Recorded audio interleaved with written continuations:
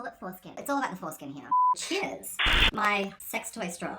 Look at the glow on my straw, that's so weird. Hi, I'm Daddy Dia. And I'm Emma, and you're watching My best friend's gay. RUcaps. Because everyone likes it raw. Welcome, Emma. Thank you for having me. Thank you for being had. We'll just jump straight to it. A lot of people have been asking me and messaging me, not believing that Kitty and I haven't had a fight. Well, this is the reason why she isn't on. Cut to boom. So, dressed in theme appropriately, Emma is serving up lactatiousness deliciousness. It's only appropriate that our guest host today is the only person that I trust with my child. Emma is the owner, founder, lady behind the Wild Vet here in Sydney. One of the only exotics vets. We're the only ones that do dogs and cats as well as exotics. True story. She was a guest vet at my vet and had operated on my child, which you cannot even see where she operated. Whenever I need work done, she'll be the bitch to do it. And she left. So I literally had to stalk her down. I would never ever go anywhere else. Is there anything you want to say about the vet? It's a beautiful practice, so we're very LGBT. I get... You can have to edit this out. LGBTI? Don't worry, I always whack in symbols and numbers. She's got it on her front door. Queer friendly. We see lots of interesting animals in addition to the dogs and cats. Enough about the people who bring in their pets. Lots of snakes, pythons. Tell us more about the snakes, Emma. Cloacal rectal surgery on an inland taipan, one of Australia's deadliest snakes. Yeah, What never gets a felt. snake to blowing out their asshole? Parasites? Parasites being their ex-lover? Anything that they have to strain and push too hard, they can blow out their ass, literally. I think this is a lesson for any of our viewers out there. Don't strain too much or you might blow out your ass.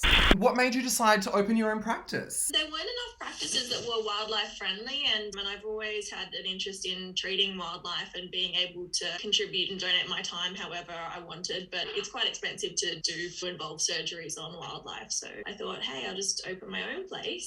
Mental health's a really difficult area of the veterinary industry, so I wanted somewhere that was all inclusive and fun to work at, and we've got a great team, so it's not like working. I've not heard of the mental health aspect to veterinary care. Do you want to elaborate on that a little bit? Amongst any profession, we have the highest rate of suicide. Mental health is, I think, every veterinary vet or vet nurse that I know has experienced or knows someone who has experienced mental health issues, depression, anxiety. It's a really challenging job when we have to go from a puppy or kitten vaccination right into a euthanasia. It really takes its toll on us emotionally because we care about all of our patients. I think that at the end of the day, it's really hard to try and unpack everything, and it just kind of builds up when we get compassion fatigue. It's something that I don't think people ever consider. I mean, I certainly haven't thought about it. Like, you guys bring us so much joy by looking after the ones that bring us joy that we never take that time. So I'm really glad that you brought it up. Look after your vets, people, and go to this one.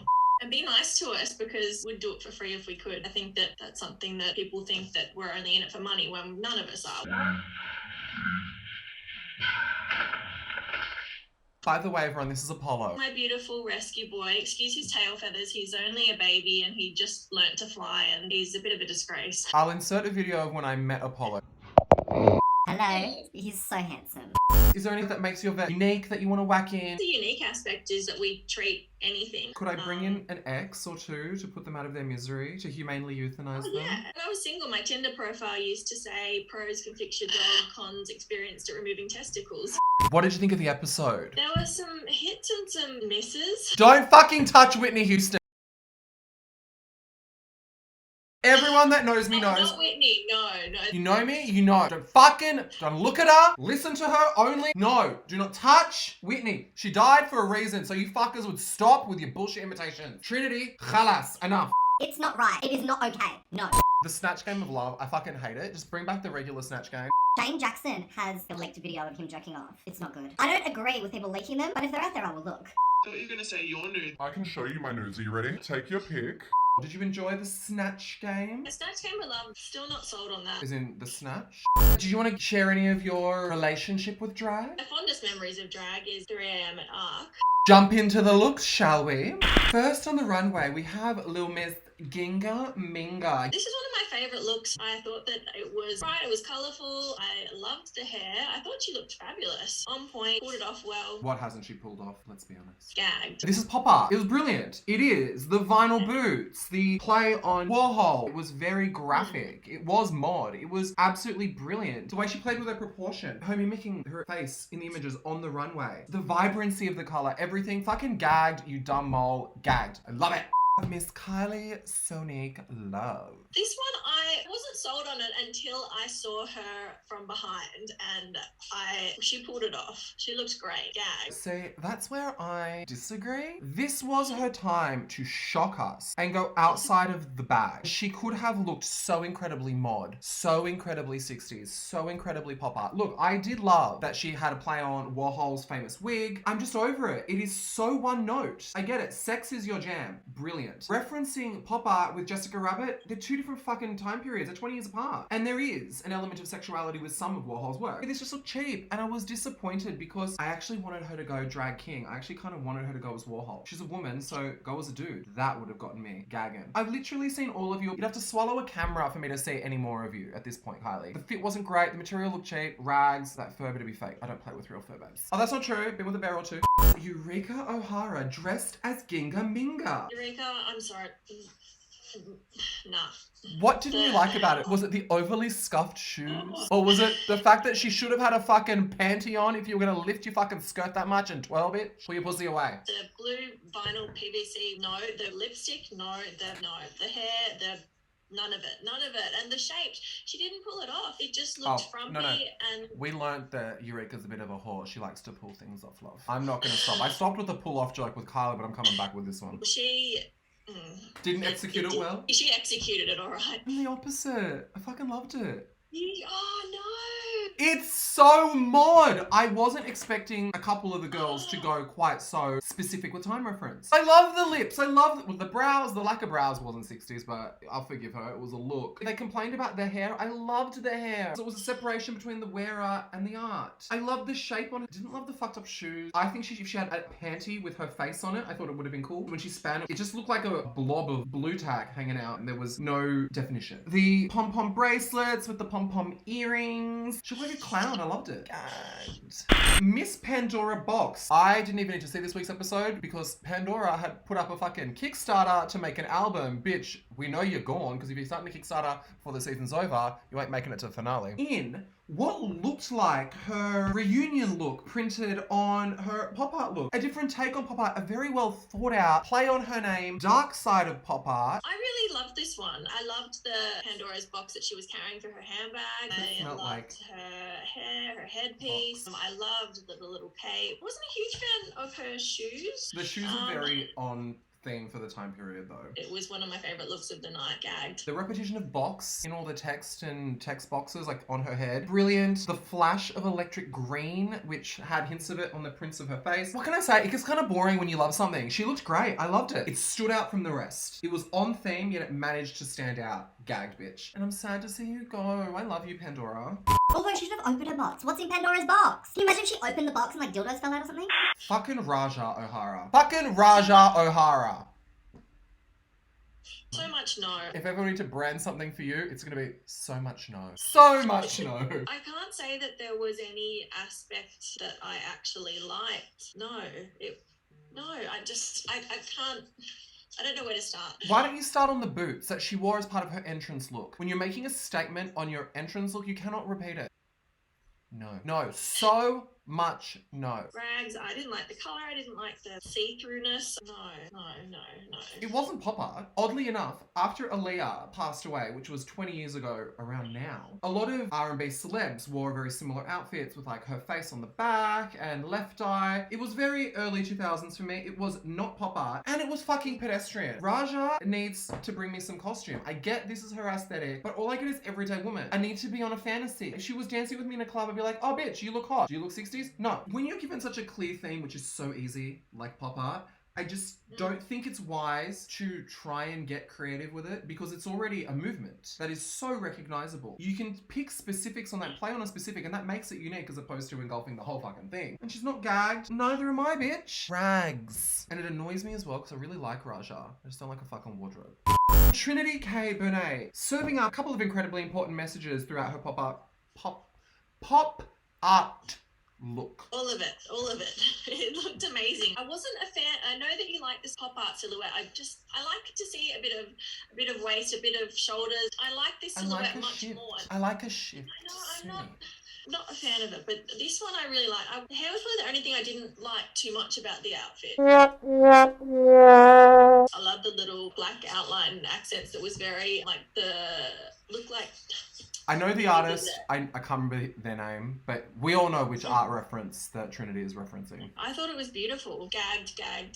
My favourite look for the night. I'm in two minds about it because it carried two incredibly important messages. I found the messages completely swamped and washed out. I don't think that this was the theme to do it because of how distracting, for example, the line work was away from the message. And the hair took away again from the message. There were a lot of elements competing. I think it was great that it does reference the Black Panther movement, started in the 60s. That's alongside of Mod. Had she focused on just that, I think it would have been a clear image. Tiny and trans lives and Black trans lives matter. I just found it was all too muddled and forced in, and this happens a lot throughout a lot of people who are trying to convey a message. They put in too many elements and it becomes diluted. I think it would have been a lot more powerful had it been more concise. But I do really commend her standing up for something incredibly important and doing it in a creative way. We learn that Ginga Minga won the competition like it was any fucking surprise. Ginga had to lip sync up against Hedi and Closet. And we will start with Ginger's look. I'm curious to know what you thought of this look first. She looked like Miss Piggy, and I love Miss Piggy. I thought she looked incredible. She was still part of the whole mid to late 60s. She had that kind of swinging vibe to her, about to cross into the 70s in a year or two. I loved it. I thought her proportions looked great. She just knows how to separate and divide and where to push certain things. And I have to commend her because she's been wearing a lot of squatty heels, and I don't like squatty heels. Even though 60s, this was a challenge for you to wear your fucking bullshit squatty heels. The hair! That hair was so fucking sexy. Gagged. I loved it. Break my heart, I can feel it. You're a vet. Remember Miss Piggy, you're a vet. It was a lot, but I feel like her performance was hilarious. I loved her performance, and I think that is what saved it. I wasn't huge on the proportions. Which part? Because she's famously 5'4". She's carrying a lot of baggage for someone who doesn't have a lot of place to disperse it. She's a bigger girl, and it's great. I didn't find it flattering at all. I just didn't like the way that the corset sat over the bottoms. I don't know. I will agree with you on that one. It wasn't a corset that was there to structure. That was the main bit that didn't do it for me. I loved the rest of it. Yeah, my only comments were minor, and I think that her performance, she shone. We have Hedi and Closet.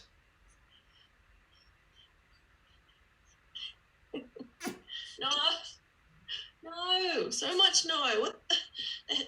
So much no. None of this, no. Too much black. Racial statements, really? In the outfit, her hair looks like a knob. If your fiance's knob is that engorged, you may need to rush to the hospital. Side effects from the vaccine, maybe? I don't like all of this and the bodysuit underneath. It is very anatomical. She's got the knob and then the vagina. Yeah, She's serving reproduction. Can you explain to me why someone would come out in an outfit and then proceed to take it off the second the music starts? I get it, you want to make an entrance, but at least relish in that moment. You did know you were performing a Sheena Easton. Why this? Explain to me, Hedi. Yeah, no, I get the lips and the knob. I get the lips and the knob. Bragging! The second I saw that fucking ridiculous headpiece. This is what bucks me off with these lip sync assassins. You know you're there purely to lip sync. You're not there to put on a show, like a runway show. I get it. Her whole thing was meant to be removed because that's why she had the ponytail. I knew it was gonna wobble anyway. Anyone that knows anything about hair or gravity knows that fucking knob is gonna move. So when it fell off at the beginning, like bitch, you should have rehearsed. The headpiece didn't go with it. It wasn't on theme. Had she gone with a more mod theme, would have made sense. So much no. Also,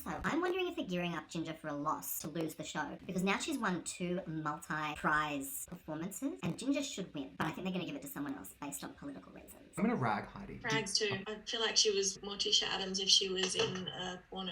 Mama Ru. I'm not even gonna fucking entertain this. I'm over this self-proclaimed queen of drag. All you do is wear fucking belted rags on the runway and expect the world from your contestants. Rags, I don't wanna fucking talk about it. The proportions again were off. No, rags. Go home and think about what you did, old lady. I don't want to criticize the queen that is RuPaul, but She's earned criticism. That bullshit. I think she could have done better. For a show that's about creativity and showmanship performance, Rags That concludes the episode of RuPaul's Drag Race, Season 6, Episode 8. Thank you for joining us, Miss Emma. Thank you. I had a lot of fun. I wasn't expecting to have this much fun. As long as you don't say that to your fiance, everything will be fine. If you have any fur babies, or if you have any children of the four-legged or two-legged or winged kind, Or no leg kind, because you do reptiles. Our address is 22A Bridge Road. If you want to check us out, our website is thewildvet.com.au or the Wild Vet Clinic on Instagram. I will link everything below. Like, comment, subscribe, and share with your friends, bitches. Thanks for tuning in, everyone. Bye. When you asked about what my experience with drag was, all I could think about was my birthday when Luke thought that the performer on that night was just a lonely female sitting by herself. just random, and thought, oh, well, I have a friend there, she's got no friends. Oh, I think that was Victoria Mummy, if I recall correctly. Hey, baby.